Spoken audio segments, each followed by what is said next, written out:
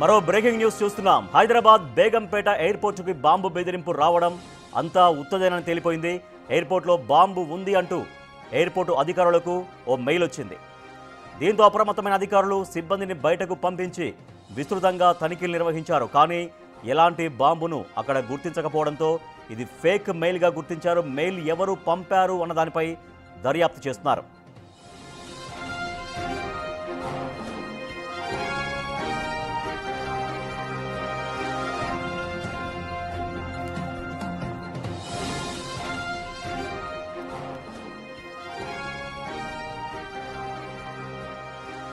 Breaking news చూస్తున్నాం. Begumpet ఎయిర్పోర్టులో bomb ఉంది అంటూ ఒక మెయిల్ పంపించారు. మెయిల్ పంపడంతో అక్కడ సిబ్బంది అప్రమత్తమై, అధికారులు అప్రమత్తమై అక్కడ అన్ని క్షుణ్ణంగా తనిఖీ చేశారు. కానీ బాంబు లేకపోవడంతో ఇది ఫేక్ అని గుర్తించారు. మా ప్రతినిధి సురేష్ మరింత సమాచారం అందిస్తారు. సురేష్, ఆ మెయిల్ ఎప్పుడు వచ్చింది, ఎవరి దగ్గర నుంచి వచ్చిందని ఎట్లా ఆరా తీస్తున్నారు ఇప్పుడు అధికారులు, అది ఫేక్ అని తేలడంతో?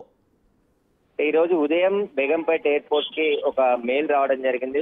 ఎయిర్పోర్ట్ లో బాంబు పెట్టాము అని చెప్పేసి కూడా మెయిల్ ద్వారా సమాచారం ఇవ్వడంతో వెంటనే అప్రమత్తమైన పోలీసులు, ఎయిర్పోర్ట్ అధికారులు ఎయిర్పోర్ట్ లో ప్రతి అణువు కూడా క్షుణ్ణంగా తనిఖీ చేసి ఇక్కడ బాంబు లేదని తేల్చడం జరిగింది. ఇది ఫేక్ మెయిల్ గా గుర్తించారు. అయితే ఇప్పటికే సైబర్ క్రైమ్ పోలీసులకు కూడా ఫిర్యాదు చేశారు. ఈ మెయిల్ ఎక్కడి నుండి వచ్చింది, ఎవరు పంపించారు అనే దానిపైన పోలీసులు కూడా ఇన్వెస్టిగేషన్ ప్రారంభించారు. ఈ ఫేక్ మెయిల్ తో ఒకసారిగా ఊపిరి పీల్చుకున్నారు. ఎందుకంటే ఎయిర్పోర్ట్ కు సంబంధించి భద్రతా విభాగంతో పాటు ఇటు హైదరాబాద్ పోలీసులు కూడా డాగ్ స్క్వాడ్, బాంబ్ స్క్వాడ్ తో క్షుణ్ణంగా దాదాపు 2 గంటల పాటు ఎయిర్పోర్ట్ లో తనిఖీలు చేయడం జరిగింది. ఎయిర్పోర్ట్ లో ఉన్న సిబ్బందిని కూడా అందరినీ ఒక చోటకు పిలిచి ప్రతి అణువును కూడా క్షుణ్ణంగా ఎక్కడా కూడా లైట్ తీసుకోకుండా ప్రతి అణువుని చెక్ చేసిన తర్వాతే అక్కడ ఎలాంటి బాంబు లేదు అని చెప్పేసి నిర్ధారణకు వచ్చి ఆ మెయిల్ ని ఫేక్ మెయిల్ గా గుర్తించడం జరిగింది. ఇప్పటికే సైబర్ క్రైమ్ పోలీసులకు ఫిర్యాదు చేశారు కాబట్టి పోలీసులు ఆ ఐపీ అడ్రస్ ద్వారా ఎక్కడి నుండి మెయిల్ వచ్చింది, ఎవరు పంపించారు వాటికి సంబంధించి ఇన్వెస్టిగేషన్ చేస్తున్నారు. గతంలో కూడా శంషాబాద్ ఎయిర్పోర్ట్ కి వివిధ